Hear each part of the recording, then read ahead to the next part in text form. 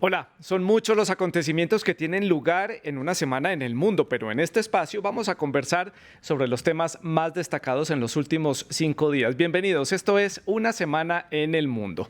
Para conversar sobre los temas que hemos seleccionado a lo largo de esta semana, hemos invitado a Raquel Godos. Ella es subdirectora de América Latina para la agencia EFE, también ha sido corresponsal en la ciudad de Washington, donde cubrió diferentes temas relacionados con la política de Estados Unidos. Raquel, bienvenida al programa. ¿Cómo termina su semana?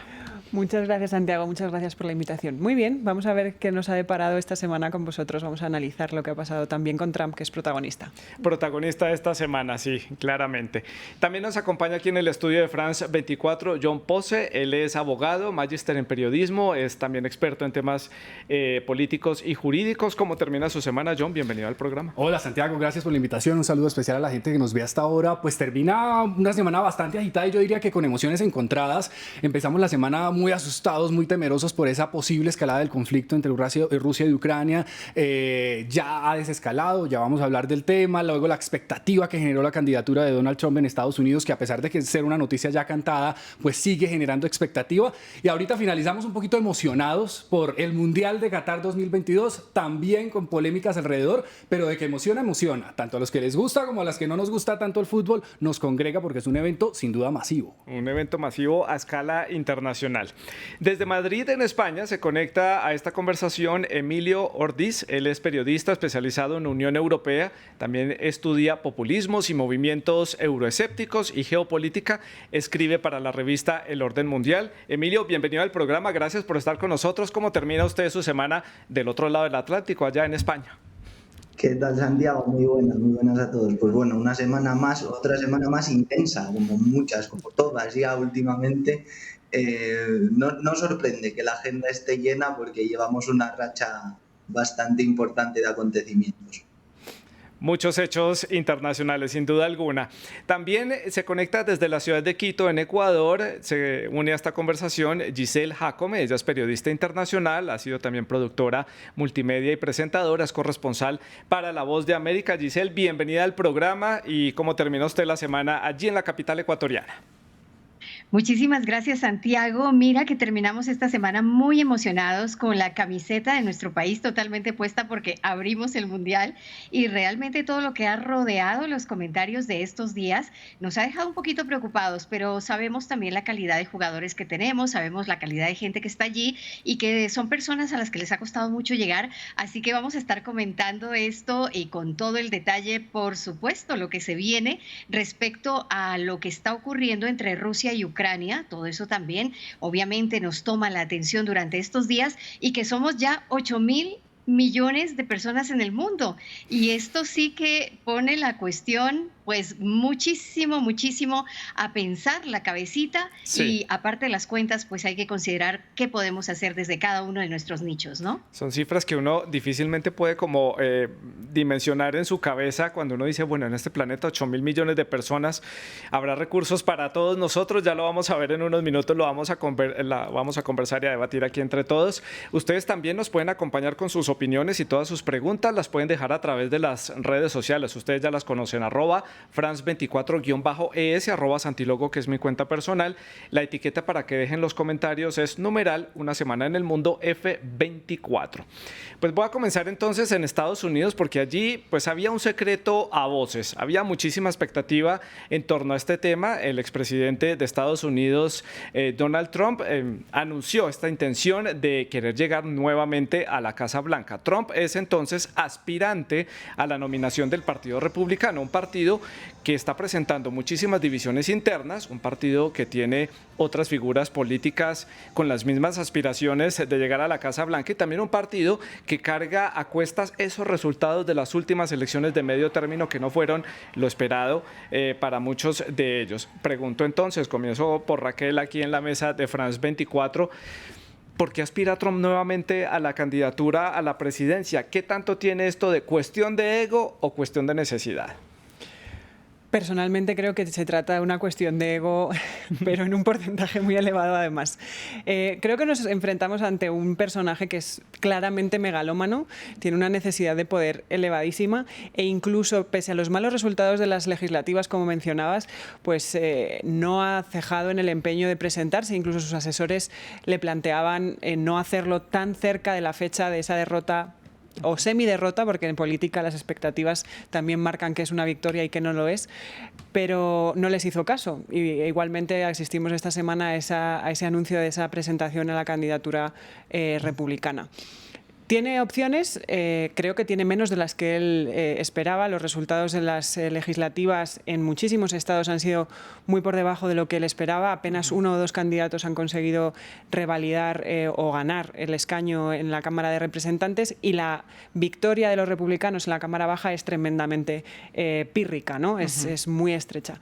Con lo cual se avecinan un par de años interesantes, porque la manera que yo creo que los republicanos, conociéndoles un poco, van a manejar esto va a tener que ver mucho con cómo cambiar los discursos, la capacidad que puedan tener de cambiar y de girar el discurso en el Parlamento, en la Cámara Baja, con esa mayoría que van a tener. Pero además hay una cuestión muy interesante que hablamos poco, pero el liderazgo republicano, Kevin McCarthy, no tiene los apoyos, y ahora va a haber también una batalla interna para ver quién lleva el liderato republicano, el liderazgo en la presidencia, en la Cámara Baja, y eso también puede abrir heridas. No, y claramente las divisiones internas al interior de los republicanos va a ser un tema decisivo para esas candidaturas y cómo se van a organizar las fuerzas entonces en el Congreso. Le pregunto a John por este lado y ahorita cambiamos la forma de hacer la ronda de preguntas para que todos hablen en diferentes turnos. John, adelante. Sí, yo estoy de acuerdo con Tania que tiene un gran porcentaje de ego, pero también hay que mencionar las suspicacias que han explicado ya muchos de que esto trata de debilitar los procesos judiciales a los que se enfrenta Donald Trump, porque sin duda con el micrófono y la tarima ahí a su favor, los procesos judiciales van a debilitarse, y son procesos judiciales que, si bien el Departamento de Justicia no ha acusado formalmente a Donald Trump, pues son procesos que tienen pruebas sólidas y que puede llegar a un curso mayor. Entonces ahí está la suspicacia, puede ser que Donald Trump también esté buscando debilitarse. Ahora, opciones, si bien la bandera roja que se esperaba ver en estas elecciones de medio término no se lograron, pues Donald Trump es un animal político, y Estados Unidos tiene el terreno polarizado, y no hay en la política un terreno más fértil que la polarización. Así que Donald Trump a largo plazo puede volvernos a sorprender. Vamos a ver qué pasa.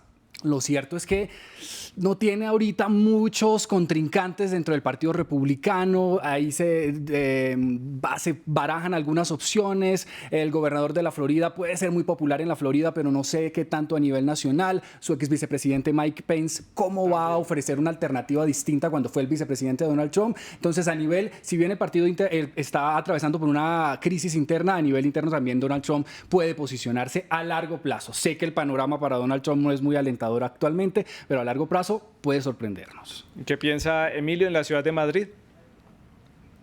Bueno, yo creo que digamos que Trump recupera su voz, no en primera línea, pero como decía Raquel, yo creo que hay que contar también con el hecho de que él cree tener más opciones de las que realmente tiene, y eso es un problema a la hora de gestionarlo por parte de una persona que está acostumbrado a ganar o a hacer creer que gana. En Donald Trump pesa mucho el discurso, ¿no? Pesa mucho el mensaje, mucho más casi que el contenido de lo que propone. Yo creo que hace el anuncio en un momento en el que está muy debilitado, en el que el partido está dividido, como hemos dicho, y yo no apostaría mucho dinero, en caso de tener que hacerlo, por una victoria incluso de Donald Trump en las primarias. Yo creo que Ron DeSantis puede tener cierto recorrido de aquí a 2024. Hay que pensar que falta año y medio más incluso para las elecciones. Entonces, lo que ahora vale quizá no valga dentro de casi 2 años, ¿no? Y cerramos esta ronda con Giselle en la ciudad de Quito. Sus impresiones.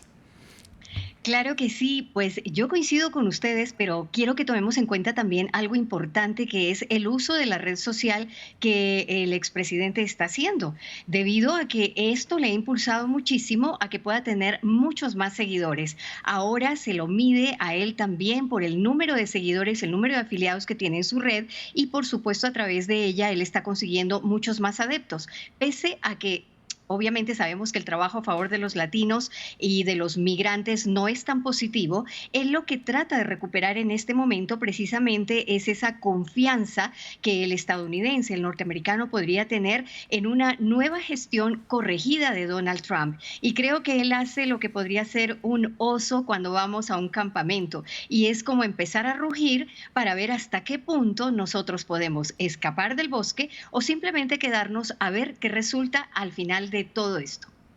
Bueno, confianza sí es claramente lo que se tiene Donald Trump al aspirar nuevamente a esta nominación republicana. Giselle, hago la ronda a la inversa, comienzo con usted para cambiar un poco la dinámica. ¿Y quiénes pueden seguir a Donald Trump después de haber visto cómo es su forma de gobernar a lo largo de esos 4 años en los que estuvo en la Casa Blanca? Hay estadounidenses, hay una masa política muy fuerte que lo sigue, pero los estadounidenses estarán dispuestos otra vez a tener este tipo de gobierno donde había un discurso muy fuerte, donde se criticaba a los medios, donde también empezó a tener un poco de discrepancias con los grandes aliados de Estados Unidos y prácticamente pues se disgustó con China, que es un aliado comercial importante. Yo creo que en este momento, sobre todo las personas que son de extrema derecha, sí estarían apostando nuevamente por Donald Trump. Recordemos que él tuvo un acierto precisamente con la Corte Suprema, girándola más hacia el lado de la derecha. Recordemos algo también, que Estados Unidos es un pueblo que también está regido por la parte religiosa y en este momento hay una gran lucha, sobre todo por la que están dando marcha atrás, especialmente en la parte del aborto. Entonces, esto sí podría volcar en algún momento tal vez las simpatías hacia un Donald Trump que, como decía hace un momentico, puede corregir un poco las riendas de lo que venía haciendo un poco mal, ¿no? Un poco distraído, digamos así. Ahora me parece a mí que él podría llegar inclusive a algunas personas que antes no había logrado captar, como son aquellas personas que están a favor de la vida, obviamente, y que a lo mejor por allí también va a dirigir su discurso. Económicamente hablando, posiblemente pueda convencer a algunos más de que la situación con China o el distanciamiento con China convendría de repente a Estados Unidos. Sin embargo, creo que hay que irse con muchísimo cuidado porque aunque hablaba de que las redes sociales le podrían dar inclusive a él una mayoría de aceptación, tendríamos que ver al final de la campaña para saber exactamente si es que el expresidente Donald Trump podría tener más opciones de las que tuvo, inclusive cuando ganó la presidencia por primera vez.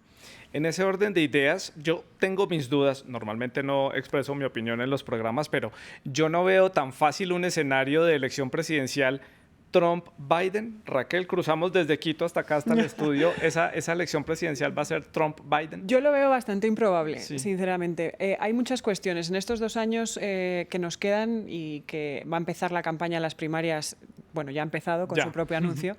Hay varias cuestiones a tener en cuenta. Uno, los republicanos desde la Cámara Baja, como decía antes, van a intentar virar el mensaje para poder acusar a Biden de abuso, no sé de qué estaban hablando ayer, algo así como de abuso de poder. Ya están tejiendo algunas estrategias para llevar a la Cámara Baja y hacer uso de esa mayoría en la Cámara Baja. Pero a la vez, hace unos minutos, el fiscal general de Estados Unidos ya nombró al consejero especial para ver si se presentan cargos contra Trump por la toma del Capitolio. Y eso, esa va a ser la pelea, ¿no? Esa va a ser la pelea discursiva, el mensaje que va a estar llenando todas esas peleas mediáticas y políticas y todos los debates. Más allá del aborto, que como dice Giselle, es verdad que es un asunto que yo creo que ha marcado a favor de los demócratas estas elecciones. Creo que hay mucho peso religioso en Estados Unidos, pero también hay mucha conciencia sobre los derechos de las mujeres y era un derecho consolidado desde hace más de 60 años. Con lo cual, incluso en estados donde se ha votado a favor, se ha votado para ver en plebiscito si estaban a favor o no de proteger el derecho al aborto, estados tremendamente conservadores han votado a favor de conservarlo. Con lo cual, esos mensajes ya van dando una idea de por dónde Trump está pisando en falso, ¿no? Y ahí la pérdida de ese derecho al aborto es una consecuencia de que Trump cambiara esa Corte Suprema a una corte mucho más radical.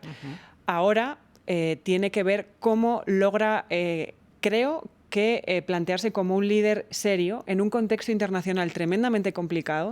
Yo no sé si muchos estadounidenses conservadores querrían, por ejemplo, tener a Trump de presidente con una guerra en Ucrania que ha sido provocada por un líder que es afín al propio Trump. O sea, hay muchas variables que hay que tener en cuenta, pero creo que lo va a tener complicado de cara a 2024. Que ahí uno no sabe si el estadounidense promedio evalúa todas esas variables. Exacto. Cruzo desde el estudio de France 24 a Madrid, dejo para el cierre a John acá en el estudio. Emilio, adelante, ¿usted qué piensa? ¿Cómo va a ser ese escenario de esa elección presidencial en Estados Unidos? ¿Biden-Trump? Yo creo que no, yo coincido bastante con Raquel en casi todo lo que ha dicho. No veo que Trump lo tenga tan fácil como mucha gente cree. Tampoco apostaría a una candidatura de Joe Biden. Y es verdad que volvemos otra vez a lo mismo de que el escenario en el que Trump ganó en 2016 no es ni mucho menos el mismo que tenemos ahora a nivel internacional. Si algo hizo Trump en la esfera geopolítica durante su mandato fue, por ejemplo, ser muy duro en las relaciones con China, con la guerra comercial. En esa guerra comercial ahora mismo no va a poder insistir si es presidente a partir de 2024, porque el contexto internacional, el mundo tal cual está ahora mismo y tal cual va a seguir estando dentro de 2 años, porque las disfuncionalidades que se están generando ahora no van a tener una solución a corto plazo. Esa beligerancia en el discurso, esa beligerancia en la toma de decisiones, a la hora de desmarcarse en su relación, por ejemplo, con la Unión Europea, ese excesivo pensar en sí mismo, ese excesivo egocentrismo, no le va a servir a Donald Trump. Es decir, tiene que mutar mucho su forma de entender la política y de entender el mundo si quiere postularse como un presidente útil para Estados Unidos. Sí.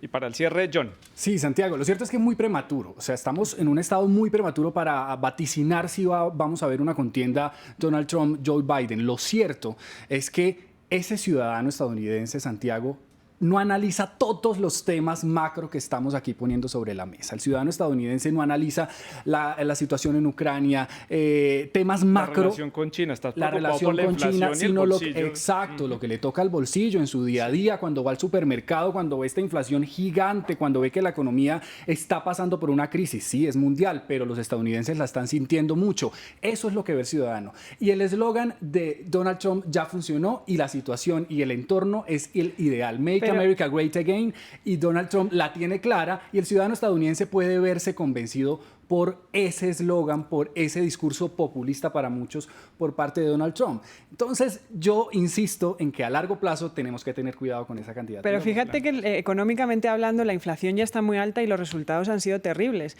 O sea, no hay nada más movilizador que unas cifras de inflación como las actuales en términos políticos. Y aún así, en un escenario que históricamente además siempre ha ganado el partido opositor al que gobierna, desde hace más de 20 años no tenían un resultado tan bueno un partido en el propio gobierno, ¿no? En este caso los demócratas. Yo creo que todos los indicadores son muy poco halagüeños porque en un escenario donde los bolsillos de los estadounidenses se están resintiendo, donde normalmente es caldo de cultivo para que el partido opositor pueda obtener buenos resultados, donde además históricamente en unas legislativas de medio término pueden tener esa ventaja, sobre todo en el la primera toma de contacto después de la victoria de Biden, aún así no lo hacen bien. No lo tiene tan fácil. no tiene un camino fácil y bueno, esta historia apenas está empezando. Esa nominación pues va a ser luchada con otros candidatos que también aspiran a llegar a la Casa Blanca. Vamos a ver en qué termina toda esta historia. Yo les propongo que avancemos porque se nos está yendo el tiempo y tenemos muchos temas en la agenda. Y esta semana también hubo una cifra importante, cifra para destacar. El mundo superó la barrera de los 8.000 millones de habitantes. Una cifra que para muchos puede sonar un poco apocalíptica, para otros puede ser un momento perfecto de reflexión por la situación medioambiental, además que coincidió justamente con la cumbre de la COP27 en Egipto.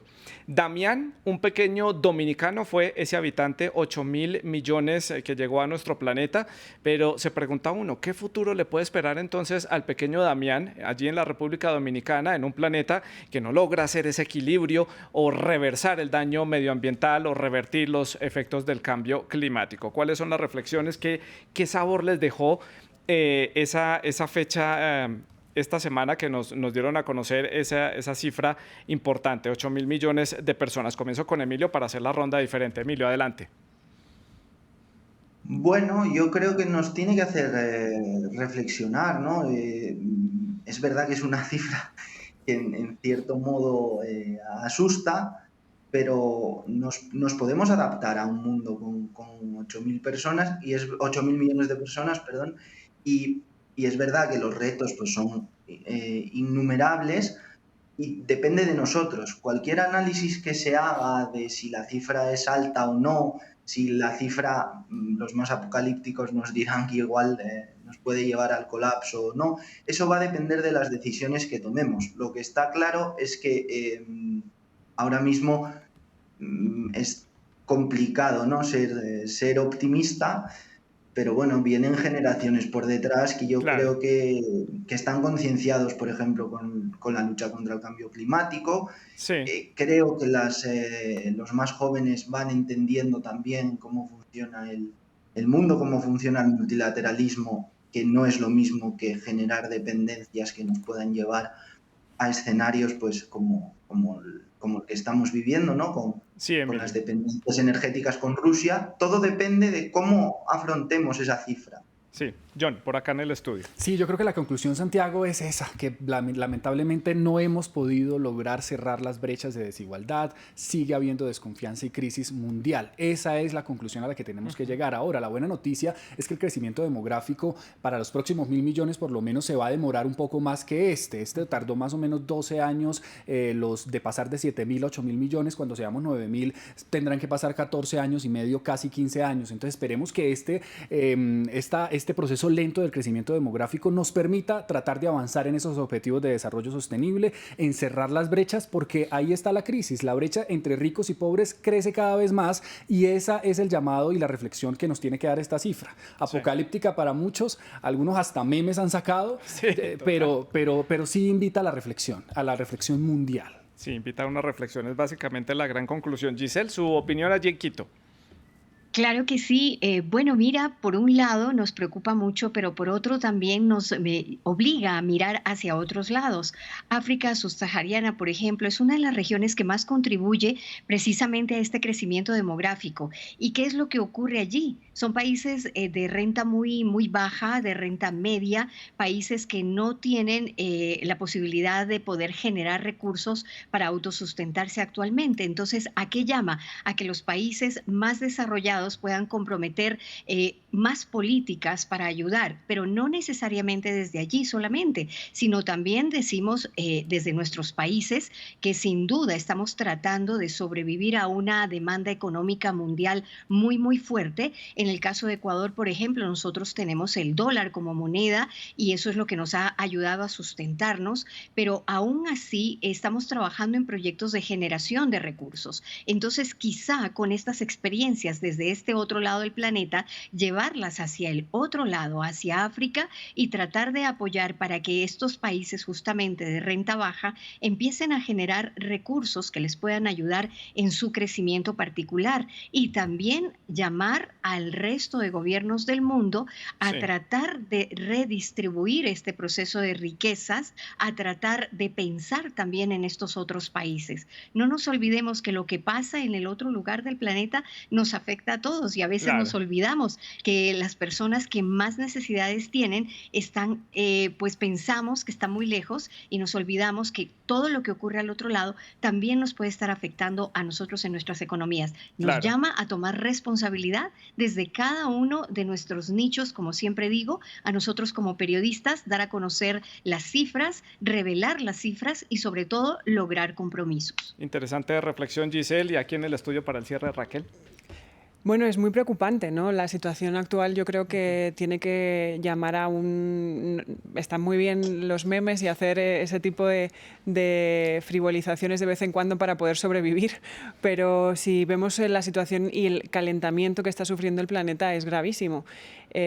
Más gente implica más consumo y más gasto de recursos y, como bien decía Giselle, hay que analizar de dónde vienen esos flujos de natalidad tan altos, porque hay un factor positivo en esta lectura, que también es que tenemos más esperanza de vida, ¿no? Claro. Hay un avance a la hora de poder vivir más, vivir mejor, con una esperanza de vida y una calidad de vida mayor, y eso es una buena noticia, pero también hay que tener en cuenta qué capacidad tiene el planeta para poder subsistir. Y es cierto que hay continentes donde también, por las fuertes condiciones socioeconómicas que son muy complicadas, pues en estas familias en África que mencionaba Giselle, lo que hacen es tener hijos para poder ponerlos a trabajar. Sí. Esa es una cuestión muy importante, ¿no? Así de sencillo. Y es muy grave, con lo cual tenemos que empezar a dar la vuelta y ser más conscientes de lo que hacemos y también en qué condiciones vamos a dejar el planeta para futuras generaciones. Pero lo que mencionaba Emilio también es cierto. Las nuevas generaciones son muy conscientes de ello. Yo creo que además hay mucha menos natalidad en la gente joven, también porque no tienen cómo tener hijos, no hay un futuro económico sólido que se lo permita, pero en términos generales hay mayor conciencia y es probable que esa aproximación que comentaba tenga que ver con una lentitud, pero porque la generación que viene detrás es más consciente de ello. Es que no es que seamos Mucho más muchos, sino que nos portamos muy mal. Claro, estamos gastándonos los recursos del planeta.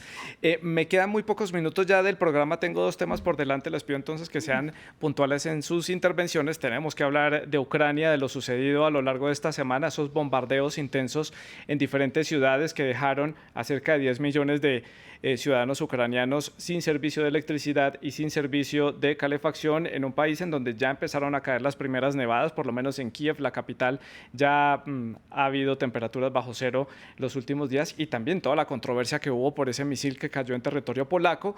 Aquí empezó una serie de informaciones contradictorias que había sido lanzado desde Ucrania por equivocación por las fuerzas ucranianas, que no, que fue de los rusos. Finalmente, la escalada solamente duró unas horas, pero generó muchísima preocupación a nivel internacional. Comienzo con Giselle, sus impresiones sobre este tema. Preocupante lo que pasa en Ucrania, preocupante que ya los ucranianos tengan que enfrentar este invierno sin óptimas condiciones de electricidad y calefacción. Sí, es una situación que igual nos debe llamar a todos a la reflexión.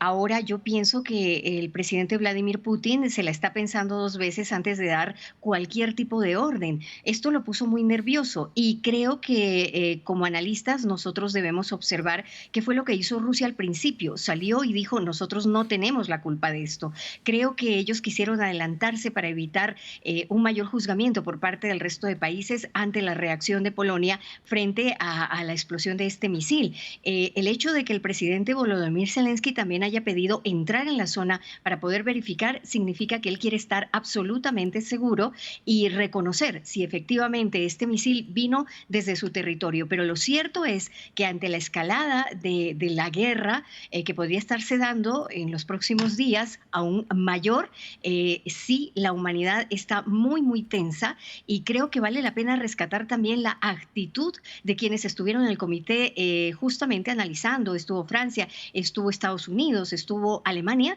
que no tomaron ninguna decisión inmediata de aplicar ningún tipo de artículo de la OTAN, sino que se la pensaron bien. Y creo que esa es la parte positiva, que se la pensaron bien en beneficio del resto de la humanidad, porque si no, ahorita la historia sería otra. Sí, una reacción en falso en este conflicto puede costar muchísimo a todo nivel. John. Sí, afortunadamente esa posible escalada del conflicto duró tan solo unas horas, como lo decía Santiago, porque pues se veía venir una cosa trágica. Afortunadamente no pasó a mayores, no hubo activación de ningún tipo de artículo del Tratado de Washington. Gracias a Dios las investigaciones preliminares y las profundas arrojaron que lo más probable es que el misil fuera un misil ucraniano que por error terminó en territorio polaco. Lo cierto aquí es que, como dicen en política, si quieres la paz, busca la guerra. Aquí la tendencia mayoritaria es que en unos meses se pueden dar unos diálogos o unas conversaciones. Y los dos países quieren llegar lo más fuerte posible. Ucrania quiere llegar lo más fuerte posible y Rusia también, por eso la lluvia de misiles, por eso la manipulación de la información que muchos han dicho, por eso la búsqueda de aliados por parte de Ucrania. Ya Zelensky hoy le bajó un poco el tono a su teoría, dijo no tenemos el 100% de la velocidad, porque él aseguraba que no era un misil ucraniano, que era un misil ruso. Entonces aquí vemos una serie de estrategias, tanto militares como estrategias políticas para lograr llegar en un futuro a una mesa lo más fuertes posible. Rusia, como lo decía, está atacando la infraestructura estratégica de Ucrania, la infraestructura energética. Así que vamos a ver qué pasa. Esperemos que esto termine en unos diálogos, en unas conversaciones y no en una escalada de conflicto. Claro. Lo cierto es que con Rusia todo puede pasar. Pero Rusia por lo menos esta semana también cedió y prolongó por 4 meses más este acuerdo para la distribución de cereales ucranianos. Sí. Eso también dio un respiro no solo a Ucrania y a Turquía, que son parte de esta negociación, sino al mundo entero. Por lo menos para el invierno va a haber trigo en varios países africanos. Raquel. Sí, yo creo que estamos ante un momento bastante crítico del conflicto porque los rusos tienen que conceder un montón de terreno. Han concedido toda la zona de Kharkov y unas ciudades claves en su avance por tierras ucranianas y han virado la estrategia hacia atacar sedes o elementos eléctricos, insumos, cosas fundamentales para pasar este invierno que también están jugando con ese factor, ¿no? Pero también creo que Zelensky se precipitó elevando ese tono, quiso echar un órdago, como decimos en España, a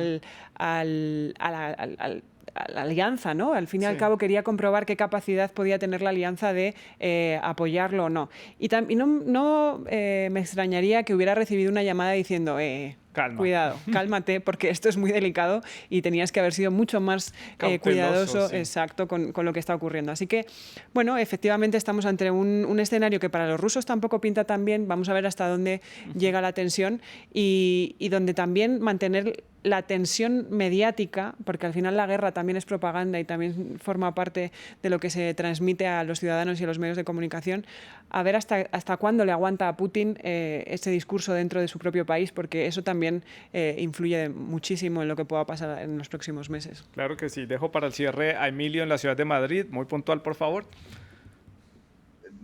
Poco que añadir. Yo creo que entramos ahora mismo en los 2 meses más importantes de lo que llevamos de invasión rusa de Ucrania. Creo que diciembre y enero, con la llegada del invierno, un invierno que además va a ser bastante duro no solo en Ucrania, sino también en Europa, con países con una alta dependencia energética todavía. Vamos a ver, yo pienso, quizá un pequeño giro en ciertos discursos a partir de enero, ¿no? Cuando una vez pasen las Navidades y yo, por ejemplo, para nada descarto un alto el fuego en esa semana de Navidad. Creo que entraremos en 2023 con las posiciones un poco diferentes, con países ya que no van a estar tan convencidos en el apoyo a Ucrania, pues por una cuestión de movilizaciones sociales. Y como digo, creo que estos 2 meses van a ser claves para el futuro del conflicto. Bueno, rápidamente para el cierre del programa tenemos que hablar de la Copa del Mundo de Qatar. Ya estamos a horas, cuenta regresiva ya para esa inauguración allí en Doha. Hay muchísima expectativa y también ha resonado en todas las esquinas del planeta ese anuncio por parte de las autoridades cataríes que dijeron que no van a vender cerveza en los estadios ni en la periferia de los estadios. Solamente los fanáticos podrán tomar alcohol en las zonas destinadas para los fanáticos. Esto le bajó el ánimo a muchísima gente, muchos de los que ya están allí listos para ese partido inaugural. Comienzo entonces con Emilio, muy puntual por favor porque me queda un par de minutos nada más. Un mundial sin cerveza, sin celebración.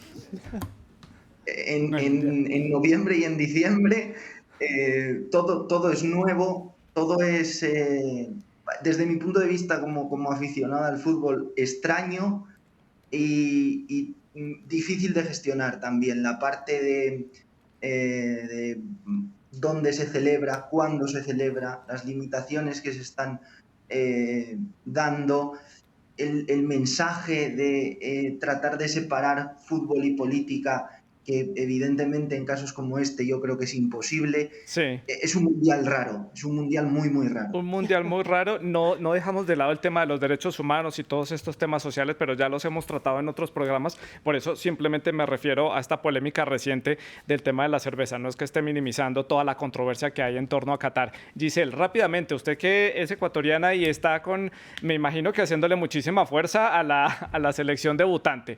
Que hace la apertura, es la palabra correcta.